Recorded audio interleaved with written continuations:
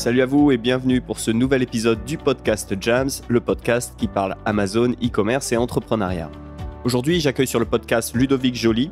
Ludovic est chef d'entreprise depuis maintenant 15 ans. Il est actuellement gérant d'un camping et en parallèle, il a une activité de vendeur sur Amazon. Et en plus de ça, comme si ce n'était pas suffisant, Ludovic a une activité de conseil. Il accompagne des vendeurs, notamment sur tout ce qui touche à la partie sourcing. Mais avant de parler de sourcing et d'aller trouver un fournisseur pour son produit, il faut d'abord trouver une idée de produit. Et donc, c'est le thème de l'épisode du jour. Comment avoir des idées de produits, comment les valider par une étude de marché, donc sur et hors Amazon. Mais aussi, on aborde avec Ludovic la question du rationnel versus l'émotionnel quand on lance et vend des produits. Vous l'avez compris, c'est un épisode qui va parler avant tout aux personnes qui font du private label sur Amazon.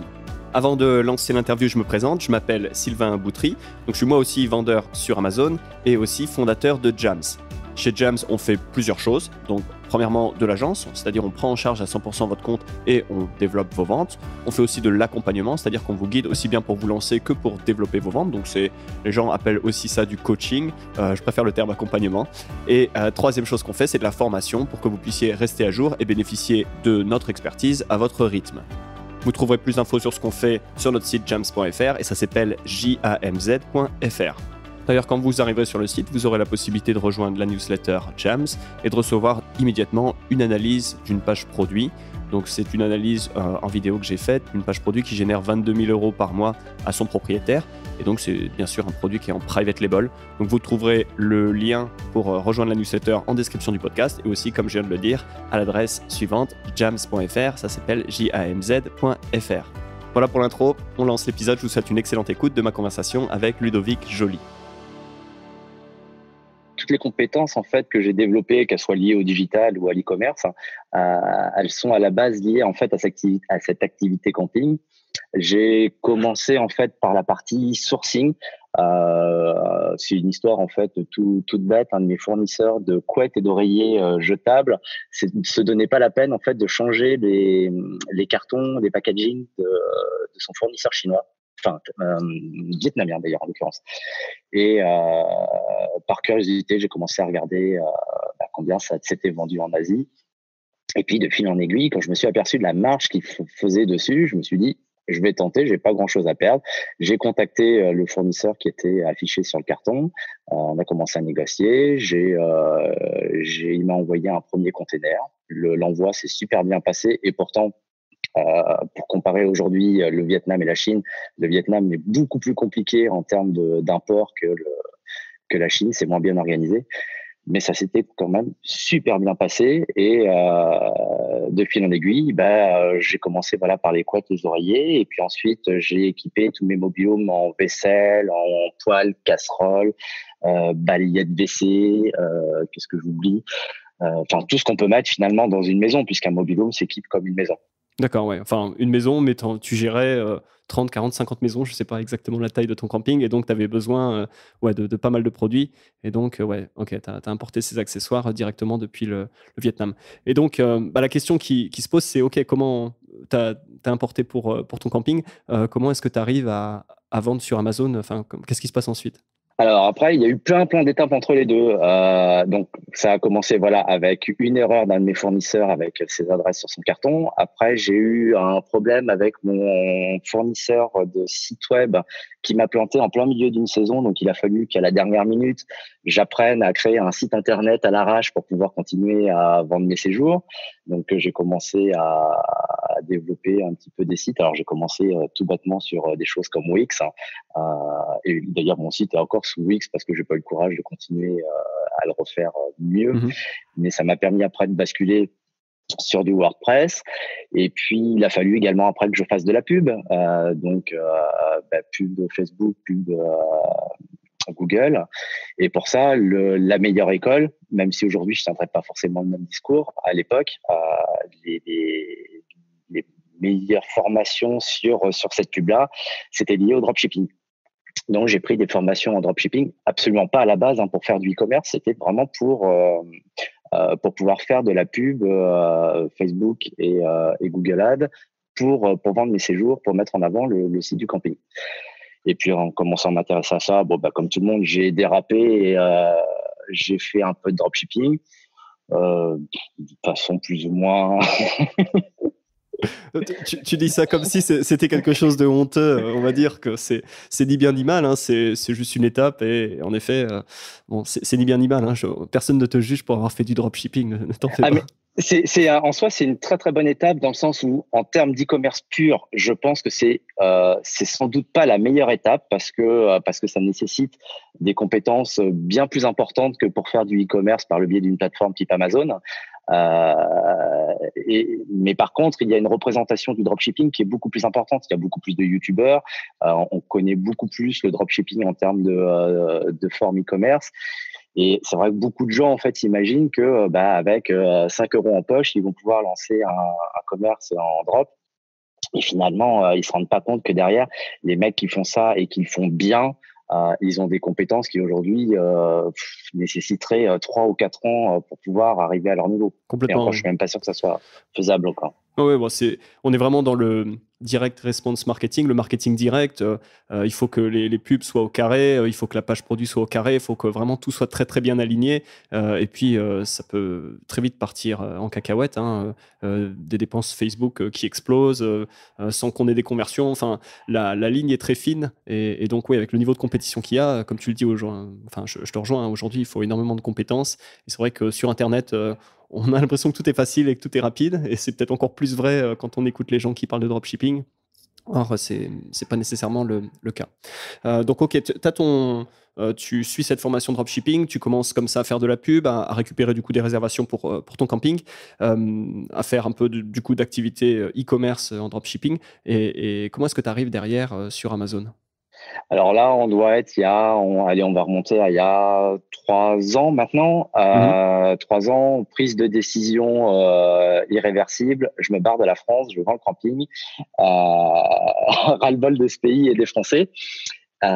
Donc, quand tu vends une entreprise et quand tu veux surtout quitter le territoire, derrière, tu es obligé d'anticiper un minimum les choses. Et donc, il a fallu que je commence à réfléchir à quel type d'activité je peux avoir pour pouvoir vivre en dehors de mon pays. Et avec deux constantes, je veux plus de salariés et je veux plus de business fixe. Donc, assez rapidement, si tu veux, ayant déjà commencé à tester un peu le e-commerce par le biais du dropshipping, j'ai regardé un petit peu ce qui se faisait et à l'époque, on commençait à peine à parler d'Amazon. C'était encore très timide. Il y avait, si je dis pas de bêtises, il y avait 2 formateurs plus un troisième qui arrivait juste sur le marché. Et voilà, j'ai commencé comme tout le monde à regarder sur les groupes ce qui se faisait un petit peu. J'ai pris une formation et je me suis lancé là-dedans et j'ai commencé à jouer sur Amazon, à tester mon premier produit. Est-ce que ce sont des produits du camping que tu as mis en ligne, ceux que tu avais déjà en stock, on va dire, ou est-ce que tu étais parti sur directement la recherche d'un produit spécifique à Amazon? Eh ben, écoute, bizarrement, je me suis jamais posé la question de me dire que c'était beaucoup plus simple pour moi d'utiliser les produits du camping. Et non, j'étais allé sourcer des produits qui n'avaient rien à voir et que je pouvais même pas utiliser d'ailleurs sur le camping. Si je dis pas de bêtises, je crois que le tout premier produit que j'ai lancé sur Amazon, c'était les cups menstruels et les serviettes hygiéniques lavables. D'accord. Donc, tu vois, des produits difficiles à vendre Ouais, ouais. Peut-être à l'accueil sur un du camping. camping pour dépanner, mais ouais, tu n'auras peut-être pas les volumes que tu as pu trouver sur Amazon. C'est ça. D'accord. Et donc, pourquoi cette décision de vendre sur Amazon plutôt que sur un site e-commerce, puisque, on va dire, tu avais déjà l'expérience d'acquérir du trafic. Pourquoi est-ce que tu te dis Amazon, c'est le bon canal, ou c'est le canal sur lequel je vais partir? Alors, je ne sais pas si c'est le bon canal, si c'est le meilleur ou si c'est l'unique. Je dirais que j'ai pris une décision en fait complètement rationnelle. Si tu regardes sur le site de la FEVA, tu t'aperçois qu'en fait les sites e-commerce type Amazon représentent 70% du chiffre d'affaires réalisé en termes d'e-commerce. Ça veut dire que quand tu as ton propre site, au mieux, tu peux aller gratter 30% du chiffre d'affaires réalisé par l'ensemble du e-commerce. Donc, je me suis dit, autant commencer par des gros acteurs qui brassent le plus d'argent et à terme, effectivement, pourquoi pas basculer après sur mon propre site. Aujourd'hui, je dirais que les deux sont complètement indissociables. On l'a vu d'ailleurs avec le Covid. Il ne faut pas être uniquement dépendant d'Amazon, Mais ne pas jouer avec Amazon est vraiment dommage parce que ça génère un trafic de dingue. Tu places des produits de la consommation courante très facilement dessus.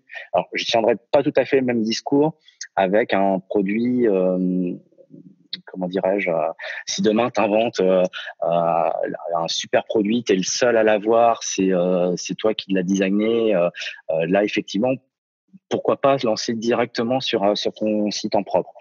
Mais si c'est un produit qui existe, qui est déjà vendu en supermarché ou même sur tous les autres sites e-commerce, Amazon est le meilleur endroit pour avoir des prospects chauds. Les gens, ils sont sur Amazon pour acheter. Quand tu fais de la pub Facebook, c'est pas le cas. C'est les gens, il faut que tu ailles les chercher, faut que tu arrives à ruser pour leur faire croire que tu vends rien, mais qu'en fait tu vas leur vendre un truc à la fin. Ah, Oui, c'est sûr, sur Facebook, tu es dans l'interruption, alors que sur Amazon, tu es juste là à chercher à t'insérer sur une intention d'achat. La personne qui tape un mot-clé, bah, elle recherche le produit, elle est relativement mûre dans sa démarche d'achat, puisqu'elle a déjà une idée du mot-clé.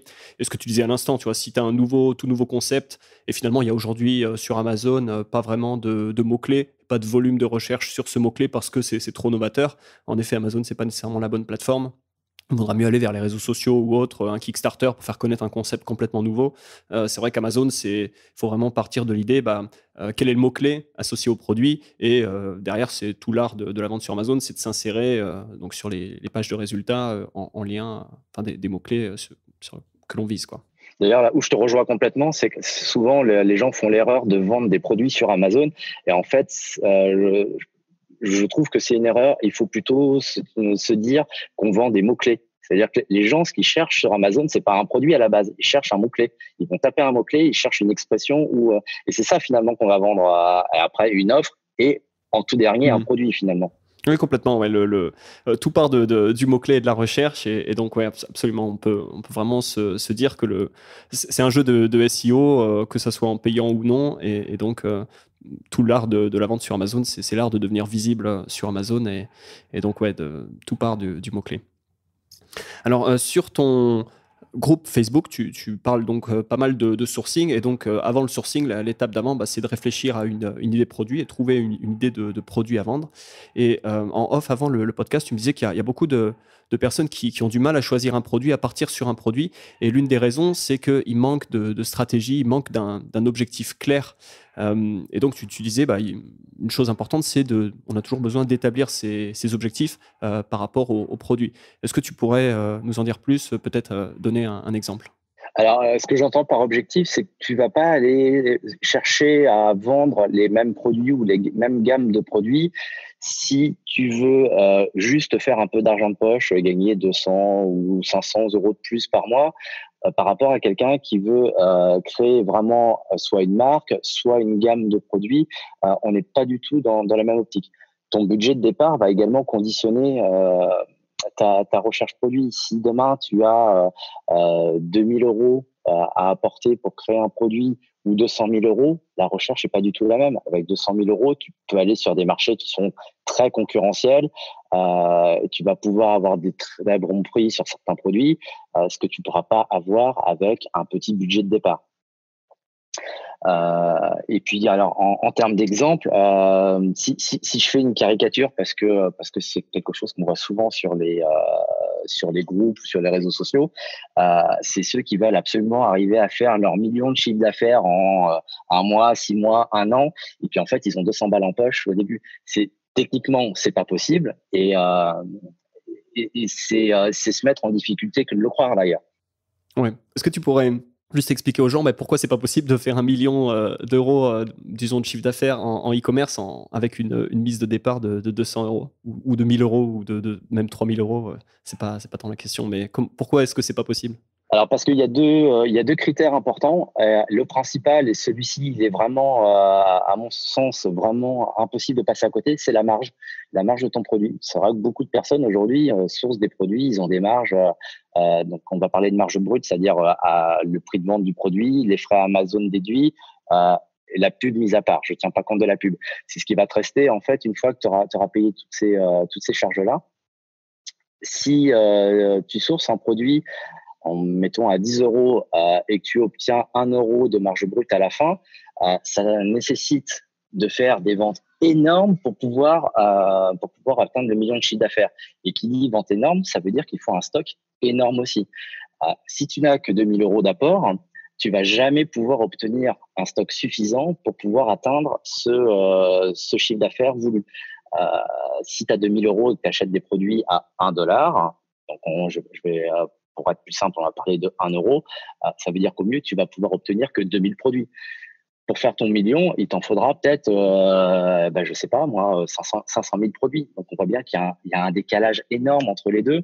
Alors, le million, il est atteignable. Mais il est atteignable sur 5 ans, 10 ans, 20 ans en fonction de ton apport. Par contre, si tu as 100 000 euros d'apport, la question est complètement différente parce que avec 100 000 euros, si ta marge est de 40%, allez, je vais même arrondir pour faire simple pour le calcul, on va dire 50%. Ça veut dire que tu amènes 100 000 euros et tu vas générer 200 000 euros de chiffre d'affaires par mois. Si tu multiplies par 12, tu as largement fait ton million de chiffre d'affaires. Mmh. Ouais, derrière, c'est vraiment cette idée que pour suivre la croissance d'un projet e-commerce, il faut bien gérer sa trésorerie. Et en gros, si on n'a pas suffisamment de trésorerie, on va être rapidement soit bloqué parce qu'on n'a pas assez d'argent tout simplement pour passer des commandes auprès de son fournisseur. Et donc, on ne peut pas suivre sa croissance. Si on ne passe pas de commandes auprès de son fournisseur, on tombe en rupture de stock. Et donc, mathématiquement, on ne peut pas arriver à faire 1 million d'euros. Donc dans cet exemple, une personne qui partirait avec 200 euros, qui trouve un super produit, qui a une bonne marge, etc., très rapidement va se poser la question du financement. Il faut qu'elle fasse appel à des financements extérieurs. Elle ne sera pas capable d'autofinancer sa croissance parce que, comme tu l'as expliqué, hein, les ventes et la marge ne permettront pas de cet autofinancement et d'accompagner la croissance, versus quelqu'un qui part avec beaucoup plus d'argent et qui sera capable d'encaisser quelque part le choc du besoin permanent de passer des commandes et d'alimenter la bête, j'ai envie de dire, d'alimenter Amazon avec toujours plus de produits, quoi. C'est ça. Et puis, il faut garder en tête aussi qu'en moyenne, il faut compter à peu près 2 mois de réassort, 1 mois de production, on va dire, et puis un mois de transport. Bon, sauf si, évidemment, on fait transporter en avion. Quoi qu'en ce moment, Covid aidant, vaut mieux éviter l'avion. La facture fait mal. Mais oui, c'est ça, c'est qu'il faut, à partir du moment où tu as ton stock qui arrive chez Amazon, il faut quasiment que tu prépares ton réassort pour 2 mois ou 3 mois qui vont venir. Ouais. Et là encore, je l'ai vécu parce que j'ai pas commencé avec beaucoup d'argent. Et là, c'est vraiment la question de se dire, est-ce que je repasse commande alors que j'ai pas de vente? J'ai à peine mon stock qui vient d'arriver chez Amazon. Je sais même pas vraiment où est-ce que je serai en termes de vente dans une semaine, dans 10 jours, dans 2 semaines. Et pourtant, il faudrait déjà que je passe commande. Et là, quelque part, c'est du doute, hein. Et c'est de la confiance dans sa capacité à vendre. Mais c'est vrai que pour quelqu'un qui se lance, on peut vouloir avoir un peu plus d'infos, un peu plus d'historique de vente avant de repasser commande. Et le risque, comme tu l'expliquais, à cause des délais, c'est de tomber en rupture de stock. Et donc, là encore, c'est compliqué quand on a peu de moyens et qu'on va dire chaque euro compte parce que forcément, on a beaucoup plus de difficultés pour rester en stock et pour penser grand et pour être capable derrière d'aligner ce qu'il faut aligner, quoi. C'est ça. Alors après, il y a un moyen de pouvoir pallier un peu à ça que je maîtrise pas trop parce que c'est pas du tout mon domaine d'activité sur Amazon.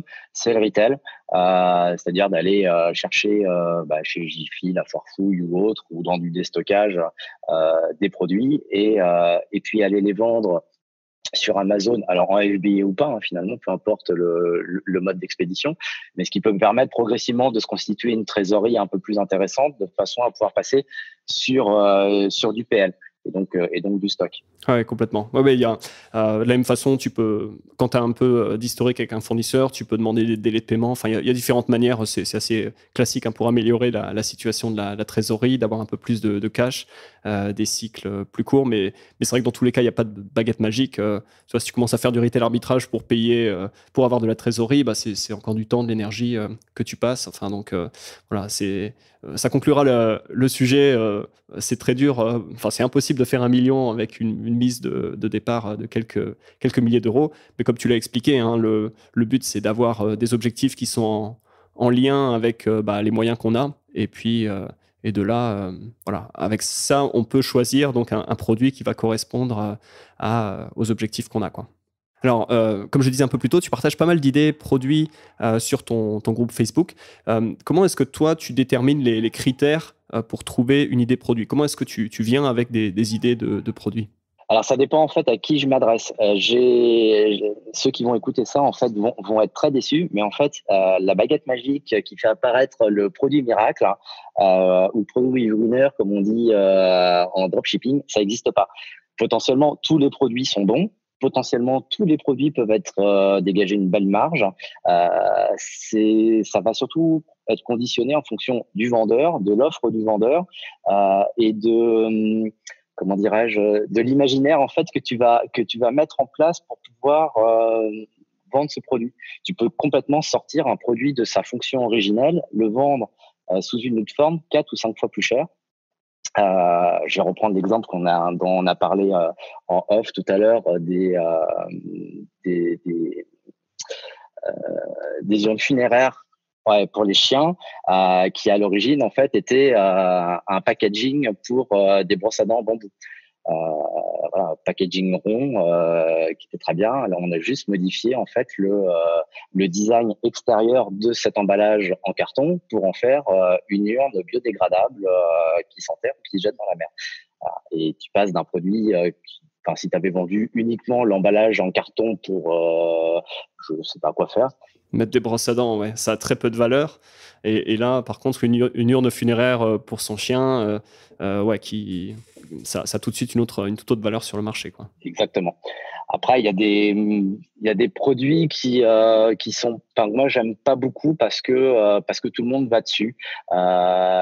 Les gammes cuisine, fitness, animalerie pour le coup.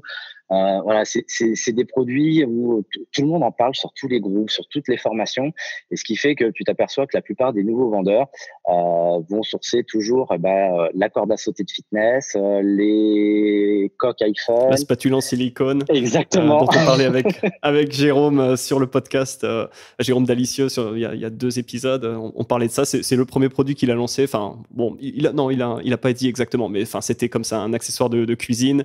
On avait pris cet exemple tout au long de l'épisode, et bon, très rapidement, il s'est rendu compte qu'il ne deviendrait pas millionnaire en vendant des spatules en silicone, bon, pour les raisons qu'on a expliquées, et puis aussi, comme tu viens de le dire, parce qu'il y a une compétition énorme sur des niches comme ça qui sont très évidentes et très duquel ouais, tout le monde en parle, quoi. Et puis tu es sur des marges en plus qui sont ridicules. En général, sur la spatule en silicone, tu vas être quoi? Tu vas dégager 10% de marge, et encore, c'est même pas sûr. Tu vas être sur de la guerre de prix. La spatule en silicone ou des produits similaires est super intéressante si tu as une gamme de produits avec 200, 300, 400 références. Là, tu peux te permettre de le faire. Si tu te cantonnes si tu veux travailler seul, déjà, à mon sens, je pense qu'il faut pas dépasser les 10-12 produits. Après, ça devient trop difficile, ça génère une charge de travail trop importante. Oui, c'est quelque chose dont on parle pas souvent, mais malgré tout ce qu'on peut lire et entendre sur Internet, gérer une activité de e-commerce sur Amazon, ça demande quand même du travail. Et en effet, au bout d'un moment, il y a beaucoup de choses à gérer. La complexité augmente vite. Et comme tu viens de le dire, au bout d'un moment, si on a trop de produits, voilà, il faut avoir les outils, il faut avoir les process, il faut avoir les équipes pour suivre cette croissance et être capable de tenir cette complexité. C'est encore plus vrai quand on commence à se déployer en Europe et qu'on a non plus une, mais 6 marketplaces à gérer. Donc ouais, je pense que tu as raison dans cette idée de dire qu'il vaut mieux se concentrer sur un peu moins de produits et bien les faire et bien les choisir plutôt que de chercher à tout faire. Enfin voilà, c'est en tout cas une toute autre organisation. J'aimerais qu'on vienne simplement sur les outils, parce que c'est vrai que c'est quand même une sorte de maladie. Et puis derrière, c'est quand même aussi la question précédente, comment est-ce qu'on trouve des idées de produits? Il y a un peu cette idée que je vais télécharger ou je vais acheter Jungle Scout ou prendre une inscription à Helium 10. Donc les deux SaaS qui sont les plus connus pour chercher des idées de produits, analyser ce qui se passe sur Amazon. Et puis derrière, je vais ouvrir la page web et puis je vais appuyer sur ce gros bouton et puis il va me dire quel est le produit que je dois vendre. Moi, Jean-Marc, voilà, va faire ça, et puis avec ça, tu vas faire $1 million. Et puis les gens prennent un abonnement, ouvrent l'application et puis n'arrivent pas à trouver le bouton. On en parlait pour avoir ce produit parce que finalement, ils ont mal compris que l'outil, la place de l'outil, quoi. Est-ce que tu as vu ça sur ton groupe, des gens qui, en gros, ne comprennent pas comment bien utiliser cet outil ou comment en tirer parti comme ils devraient, quoi? Alors, que ce soit pour Amazon ou le dropshipping, en fait, c'est une maladie qui est commune, hein, aux deux activités.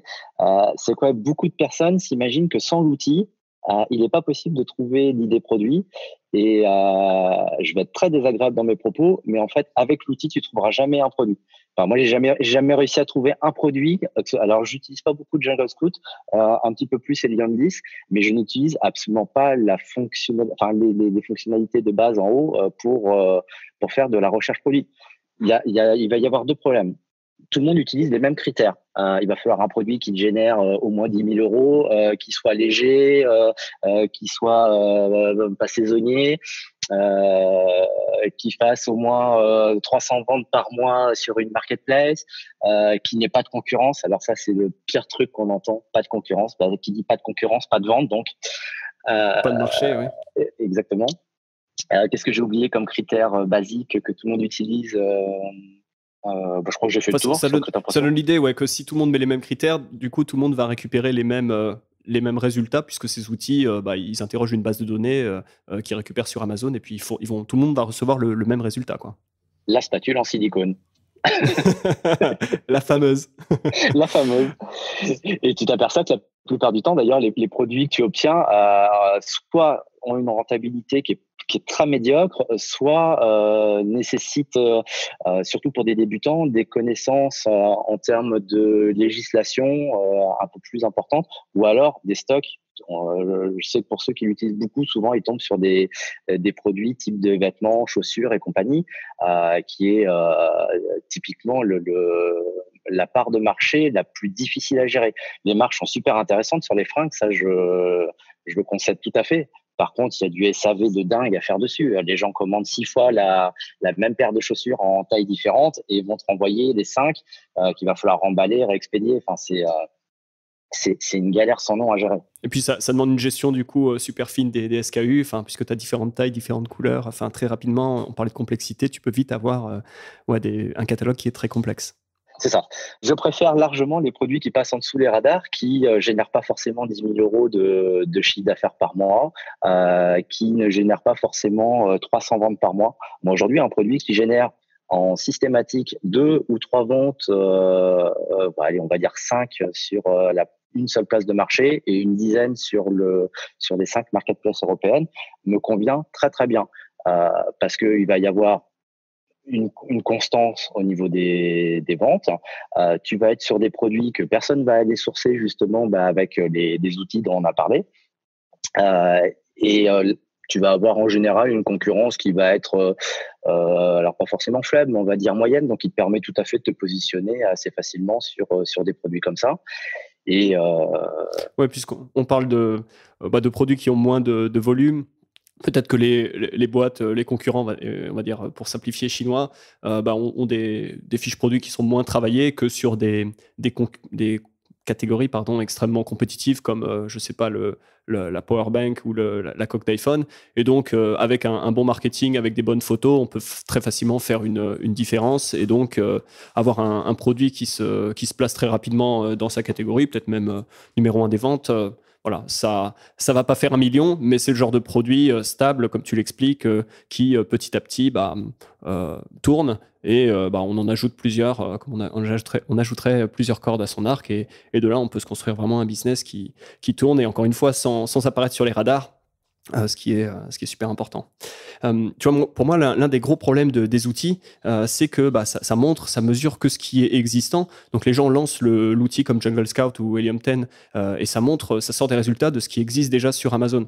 Or, il y a certainement des opportunités à trouver avec des produits qui sont sur Amazon, mais il y a certainement aussi des opportunités à trouver en allant chercher hors Amazon et en réfléchissant plus en termes d'audience, en termes de marché, et en termes de quel est le besoin qu'a ma cible, et ça veut dire avoir en tête une cible précise, et puis d'aller comme ça chercher à d'autres endroits. Donc ça peut être sur des groupes Facebook, ça peut être, tu vois, j'ai noté sur le document que j'ai sous les yeux Pinterest, sur Etsy, qui est une marketplace de gens qui font des choses à la main, et on peut trouver les best-sellers de Etsy et se dire tiens, ça, si je trouvais un fournisseur, je peux lancer la même chose sur Amazon. Il y a énormément d'endroits où on peut trouver des idées produits hors de ces outils et justement comme ça être capable de défier un peu de passer sur des niches qui sont beaucoup moins explorées parce que invisibles pour tous ces outils, quoi. Puis il y a une vision aussi d'Amazon pour beaucoup de gens. Amazon, c'est, ou les marketplaces d'ailleurs en règle générale, c'est uniquement de la vente aux particuliers, B2C, ce qui en soi est aujourd'hui complètement vrai. Hein. Mais les professionnels représentent quand même une part de marché énorme et sera sans doute dans les années à venir la part de marché la plus importante en termes d'e-commerce. On le voit, Amazon, là, depuis quelque temps, pousse énormément pour développer la partie Amazon Business. Moi qui ai une entreprise, je peux t'assurer que je me fais harceler tous les jours par Amazon pour que je passe mon compte perso en compte business. Ouais. Et comme tu l'as dit avec les sites type Etsy et compagnie, tu peux également trouver des très bonnes idées produits en allant voir ce qui se fait dans les magasins de grossistes et trouver des produits en fait qui à la base sont destinés à des professionnels, ce qui ne veut pas dire que les particuliers vont pas l'acheter, mais faire une offre à un professionnel, aujourd'hui, il vaut peut-être mieux vendre un lot de 100 spatules plutôt que de vendre une spatule. Ah ouais, complètement. On avait eu cette discussion avec Jérôme Scatz qui était passé sur l'épisode 2 du podcast. Lui, tu vois, il était dans les accessoires pour les hommes qui ont de la barbe. Et notamment, il avait des tabliers, tu vois, quand tu tailles ta barbe pour récupérer les poils.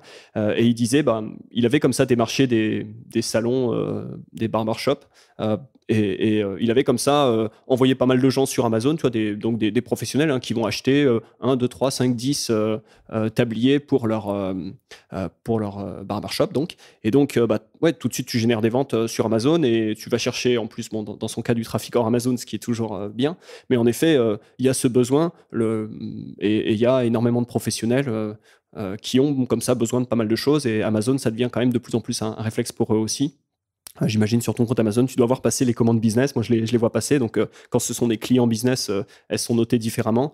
Il y a aussi une facturation qui est différente, etc. Mais on voit passer des entreprises qui achètent sur Amazon et de plus en plus, ou en tout cas, comme tu le disais, Amazon est clairement en train de pousser pour que de plus en plus d'entreprises qui aient le réflexe Amazon pour leur sourcing, quoi. Ceux qui l'ont très bien compris et très rapidement, c'est mano mano. Moi, en tant que professionnel, aujourd'hui, je commande énormément sur mano mano parce que quand je vais chez un de mes fournisseurs physiques, s'il n'a pas en stock, c'est, je vais exagérer, mais on va dire 3 semaines de délai de livraison. Donc, j'exagère pas toujours, souvent c'est le cas. Tu achètes sur mano mano, tu es livré en 72 heures, allez, grand max une semaine. Et tu trouves des choses qui, pour l'instant, ne sont pas encore toujours en vente sur Amazon. Mmh. Ouais, c'est intéressant. Je connais moins Mano Mano, mais c'est clair que c'est la marketplace pour tout ce qui touche au jardin, intérieur, maison. Enfin, il y a énormément de choses aussi là-bas. J'aimerais qu'on revienne un peu sur les idées produits. Donc, on a parlé des outils, mais la question, donc, toi, quand tu partages, par exemple, un produit que tu as trouvé sur ton groupe Facebook, donc tu dis, tiens, il y a tel produit, voilà le prix de vente, etc. Comment est-ce que tu trouves ces idées produits? Donc, si c'est pas via les outils, enfin, j'imagine que tu t'aides des outils, mais comment est-ce que tu viens avec des idées produits? Alors en fait, par rapport à beaucoup de gens, j'ai un gros avantage, c'est que comme ça fait un petit moment maintenant que je fais du sourcing, les produits viennent à moi tout seul finalement, puisque les fournisseurs te contactent, ils te font des propositions, Ouais. les agents aussi, et j'ai mis en place depuis, ça doit faire 2 ans, je crois maintenant. Je fais une veille aussi sur des produits. Donc, hormis sur des gammes qui m'intéressent pas du tout, tout ce qui est lié à la mécanique, par exemple, voiture, mécanique, c'est des choses, j'ai horreur de ça. Donc, c'est des produits que je maîtrise pas. Donc, tu me verras jamais en fait te proposer quelque chose en lien avec la voiture parce que c'est pas du tout mon domaine d'activité. La mécanique est vraiment quelque chose de compliqué pour moi. Donc, si je peux pas arriver à comprendre en fait pour le coup la mécanique du produit, Ouais. j'évite de m'y intéresser. D'accord. Et alors, sur quel produit est-ce que tu t'intéresses le plus ou ta veille, c'est sur quelle catégorie? Alors, je vais avoir tout ce qui va être lié de près ou de loin à la maison, bricolage. Alors après, en fonction des personnes que je côtoie, il y a des des catégories que je vais regarder, mais pas spécialement pour moi. Ça va être tout ce qui va être justement les catégories dont on a parlé tout à l'heure, cuisine, animalerie et sport. C'est pas forcément moi là-dessus que je vais aller, mais il y a effectivement pour quelqu'un de passionné qui veut créer une communauté, il y a des choses à faire avec ces produits-là, sous réserve évidemment de sourcer des produits qui ont des marges intéressantes. Tout à l'heure, tu m'avais demandé des critères produits. Il y en a un que je t'ai pas donné qui pour moi est très important. C'est que je regarde toujours des produits en fait que je peux vendre au-delà de 40 euros. En dessous, ils m'intéressent pas, les marges sont pas intéressantes. Et en plus, la plupart des gens vont aller chercher des produits à pas cher du fait de la faiblesse en général de leur apport. Donc, tu vas déjà éliminer une partie de ta concurrence potentielle sur ces produits-là. Oui, c'est une très bonne remarque, puisque toi, si on refait les choses, les calculs assez simples, toi, si tu vends un produit à 40 euros avec une certaine marge, enfin, si tu prends derrière un produit à 10 euros avec la même marge, ben, il va falloir faire 4 ventes de ce produit pour faire l'équivalent d'une vente d'un produit à 40 euros. Mais du coup, pour faire 4 ventes, bah, quelque part, c'est peut-être 4 fois plus difficile, il y a peut-être plus de monde. Et individuellement, de manière unitaire, tu as beaucoup moins de budget pour de la pub. Et on sait que les coûts de la pub ne font que monter. Donc, ouais, c'est compliqué de vendre des produits à pas cher pour plusieurs raisons. Et c'est clair que ouais, chercher à vendre des produits plus chers, des produits plus premium ou des produits qui, par nature, valent plus de 40 euros, je pense que c'est un excellent critère pour en private label, quoi. Et puis, ça te permet de faire un produit de qualité. Ça aussi, c'est un des critères importants, c'est d'éviter de se retrouver avec des clients qui sont pas satisfaits. Alors, il y en aura toujours parce que ça fait partie complètement du commerce. Tu auras toujours des grincheux qui sont pas contents.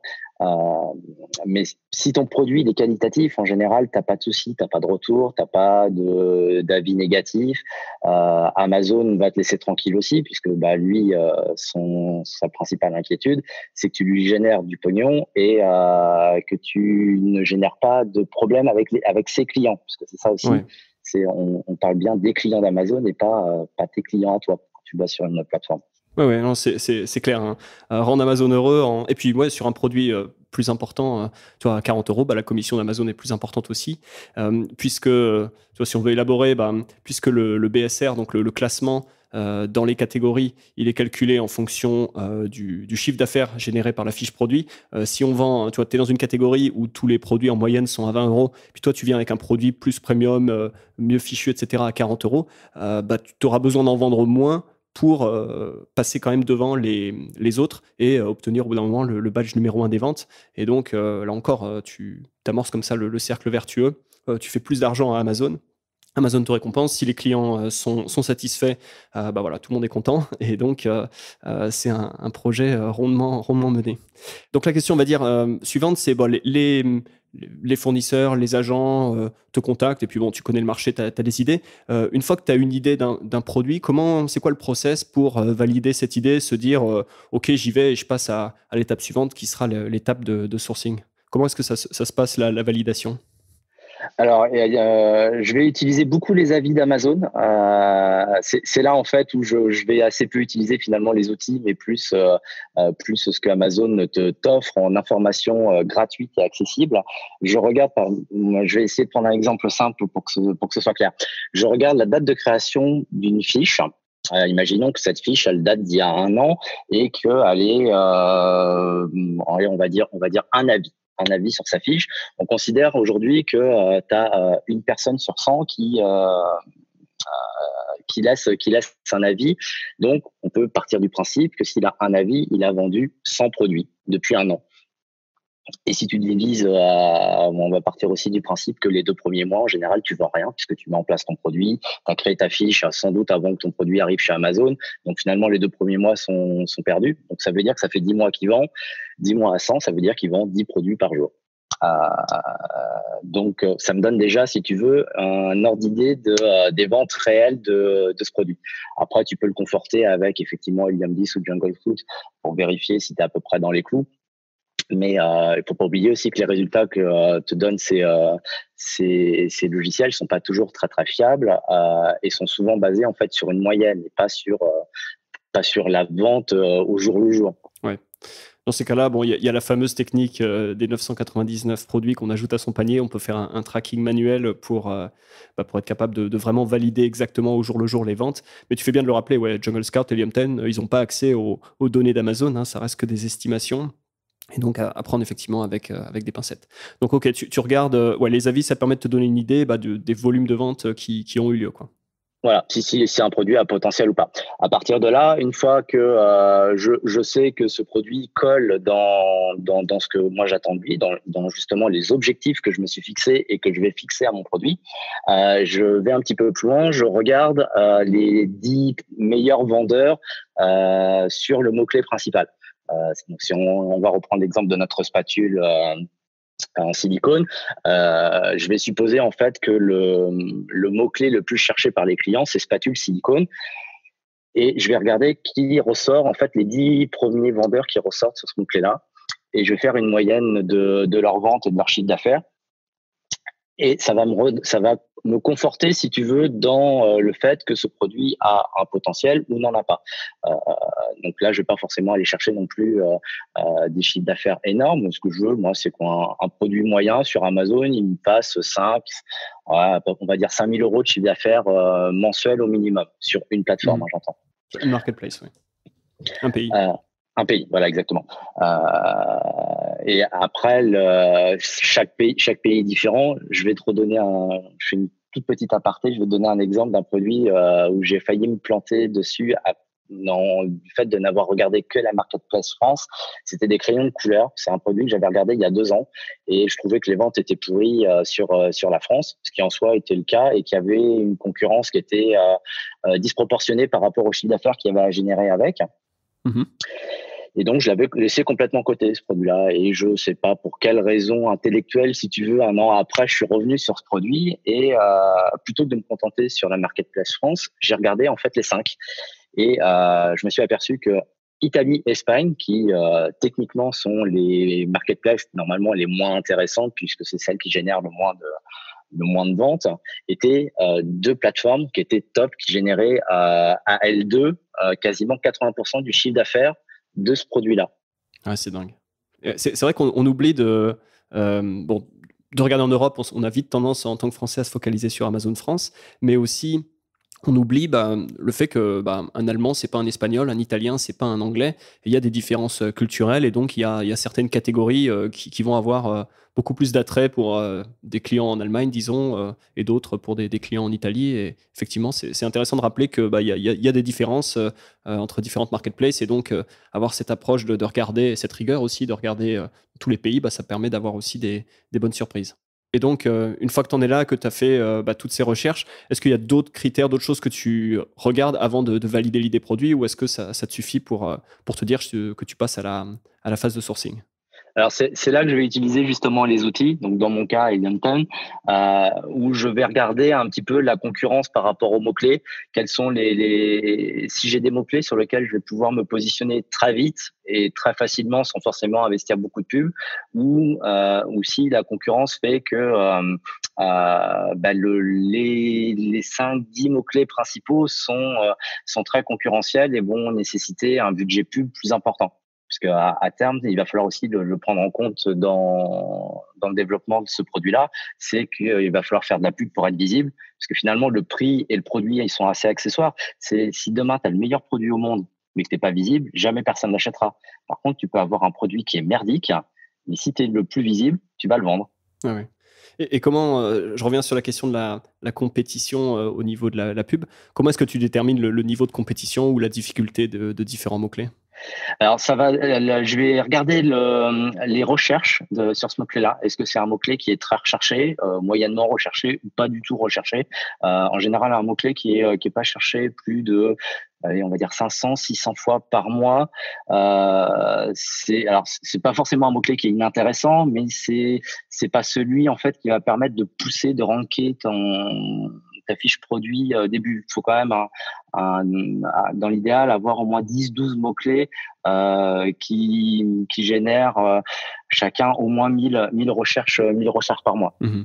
Et si sur ce mot-clé-là, j'ai des très très gros concurrents qui ont des fiches qui sont comment dirais-je, je veux dire vivantes, c'est pas forcément le bon terme, mais tu peux t'apercevoir que parfois tu as des marchés, tu as l'impression qu'ils sont ultra concurrentiels, que tu as des très très gros, ils ont chacun 2 ou 3 000 avis. Mais si tu regardes bien, les avis, ça fait ils en ont très très peu parce qu'ils vont pas aller chercher. La fiche produit a pas beaucoup évolué depuis plusieurs mois, donc tu vois que c'est des produits qui se vendent tout seuls et que le vendeur fait plus beaucoup d'efforts finalement, et ça se trouve ne surveille même plus sa fiche produit. Et dans ce cadre-là, finalement, je le considère pas comme un concurrent fort parce que je sais que moi, je vais arriver derrière, je vais faire de la pub, lui, il n'en fait plus. Je vais pouvoir aller lui piquer un peu ses parts de marché et le temps qu'il se réveille, je serai déjà en place. Mmh.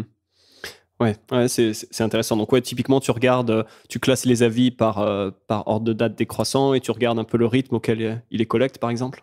C'est ça. S'il a un avis tous les jours, et qu'évidemment ce sont de vrais avis, parce que bon après on peut aussi se dire que ce sont des avis achetés. En général, on arrive quand même à en détecter une partie.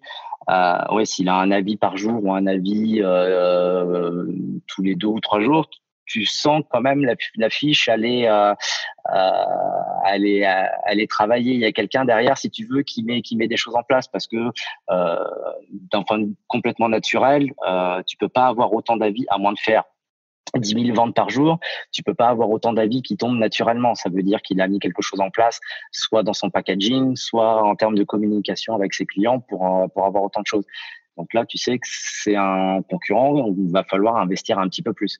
S'il y a Ouais. personne, c'est pareil sur les pubs, tu sais que ouais, ça va être tranquille. Tu vas être obligé de toute façon, quoi qu'il se passe, d'investir dans du PPC pour pouvoir faire ranker ton produit vite.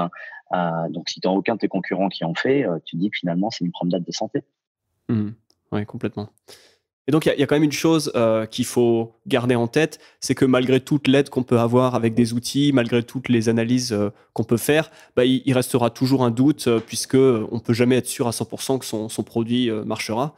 Est-ce que tu as des exemples, tu vois, de produits sur lesquels tu pensais que ça allait marcher et ça n'a pas marché comme prévu, ou à l'inverse, tu vois, tu pensais qu'il n'y avait pas de potentiel et puis derrière, tu as vu des gens se lancer et puis faire quelque chose de sympa sur certains produits? Alors pour le pas de potentiel, je t'ai donné l'exemple tout à l'heure des crayons de couleur, ça a été le cas. Alors lui était un peu particulier parce que j'ai commencé à faire de très bonnes ventes dessus et après ça s'est un peu gâté parce que un très gros concurrent assez désagréable, en plus français, a racheté une des marques. S'il l'écoute d'ailleurs, bonjour les frères Savreux. Donc j'ai abandonné le produit quand je les ai vus arriver parce que c'était plus un produit pour tester le marché plutôt que pour en développer une gamme complète. Donc les crayons de couleur, voilà, plutôt le produit un peu bon produit à la base, mais échec par la suite. Enfin, ou du moins, changement d'environnement compétitif et peut-être un produit qui devient plus difficile qu'il ne l'a été. Et c'est peut-être aussi le cycle de vie, en tout cas ton cycle de vie sur le produit qui t'a fait passer à autre chose. Tu vois, c'est pas forcément un échec, mais on va dire que les choses peuvent évoluer aussi, quoi. Oui, puis c'était pas un produit sur lequel j'avais envie d'aller très loin. Un- Voilà. une des choses aussi qu'on n'a pas abordé, c'est sur les critères produits, j'y pense puisqu'on parle des crayons de couleur. Euh, les produits liés à ta propre passion, en général, moi je déconseille aux gens que j'accompagne d'utiliser ces produits-là pour une raison simple, c'est que je pense qu'il faut garder la tête froide quand tu vends un produit et il faut être capable en fait de pouvoir le virer à partir du moment où il n'atteint pas ses objectifs. Et si c'est un produit que tu utilises toi pour ta passion, tu sais, enfin, tu lui as donné une certaine valeur à ce produit. Tu sais que toi, tu l'aimes bien, il fonctionne, qu'il est de qualité. Et si demain je te dis ton produit il est pourri, tu vas pas être capable de l'écouter, tu vas pas être capable de le sortir de ton catalogue. Ouais. C'est un super conseil. Je dis toujours, faut pas tomber amoureux de son produit. Et ouais, à un moment, il faut regarder les chiffres. Et si la compétition se durcit, si les coûts de pub augmentent, si les marges sont pas bonnes, il faut être capable de faire cette décision froide et rationnelle du chef d'entreprise qui tue un de ses produits, plutôt que se dire, je vais aller au fond du trou avec mon produit parce que je l'aime et parce que c'est ma passion et parce que j'y crois. Je pense que c'est un excellent conseil en gros, comme tu viens de le dire, de savoir garder la tête froide et d'être capable d'analyser les choses pour ce qu'elles sont et pas pour ce qu'on aimerait qu'elles soient, quoi. Ça reste que du business, hein. Vendre sur Mhm. Amazon, ni plus ni moins que du business. Alors, faut aimer ce qu'on fait, mais on n'est pas forcément obligé d'être utilisateur ou d'aimer le produit qu'on vend. Par contre, il faut quand même vendre des produits de qualité. Vendre pour vendre en mettant des produits merdiques, tu vas le payer un jour parce que tu vas avoir des avis négatifs. Si tu as trop d'avis négatifs, trop de retours, ça va te coûter cher et ça va être l'un des critères qu'utilise Amazon pour te débarrasser de toi en tant que vendeur. Complètement. Et ça, c'est pour la partie, on va dire, froide des business. D'un point de vue métrique, il y a ce risque. Et puis, on va dire, d'une manière plus générale, plus personnelle en tant qu'entrepreneur, c'est toujours quand même sympa de se dire qu'on vend des produits de qualité aux gens, qu'on répond à un besoin réel qu'ils ont et on y répond bien. On n'est pas là pour essayer de leur refourguer n'importe quoi. Et donc, je pense qu'il y a aussi ce côté-là. Tu vois, il y a des gens qui disent il faut que le business il passe le test. Tu vois, est-ce que j'en parle à ma mère ou à ma grand-mère, ou est-ce que j'en suis fier, tu vois, quand j'en parle à mes amis. Et bon, si t'es sur une éthique un peu borderline, etc., bon, au bout d'un moment, il y a des gens qui s'en accommoderont bien, et puis il y en a d'autres qui vont se dire, voilà, il faut être fier de ce qu'on fait, et la meilleure façon d'être fier de ce qu'on fait, c'est de faire les choses bien, quoi. Oui, tu vas le faire à court terme en plus. Si tu vends des produits de mauvaise qualité, c'est un business à court terme parce que tu vas te planter. Ah ouais, complètement. Alors Ludovic, on va en arrêter là pour aujourd'hui, pour ce premier épisode sur la partie recherche d'idées de produits, parce que c'est un peu le spoiler que je suis en train de donner, mais il y aura un deuxième épisode avec toi où on va beaucoup plus aller dans la partie sourcing, donc ce qui se passe après, comment est-ce que j'aborde un fournisseur, comment je trouve un fournisseur, comment j'échange avec un fournisseur, enfin tout ça ce sera dans un épisode futur. En attendant, c'est la question que je pose à chaque fois, où est-ce qu'on peut te trouver, comment est-ce qu'on peut te contacter pour typiquement parler idées produits et parler sourcing avec toi? Alors, tu vas me retrouver essentiellement sur mon groupe Facebook qui s'appelle Sourcing en Chine by Amazon. Je réponds à toutes les questions, donc il ne faut pas hésiter à en poser dessus. Il n'y a rien à vendre dessus non plus. Là, ce groupe, j'ai essayé de faire quelque chose d'assez neutre de façon à ce que les personnes puissent se sentir ouverts à poser des questions sans que derrière j'ai quelque chose à vouloir leur refourguer. Je parle juste ponctuellement des séjours sourcing en Chine qui seront organisés justement. On en parlera peut-être dans le prochain podcast. Oui, absolument. Et je confirme, le groupe, c'est vraiment des gens qui posent des questions, des gens qui s'entraident. Il y a vraiment beaucoup de choses très intéressantes. Donc, dans tous les cas, je mettrai le lien en description de ce podcast pour que les gens aillent jeter un œil et puis rejoindre le groupe. Et il me reste, Ludovic, à te remercier pour tout ce que tu as partagé et puis à te dire à très bientôt.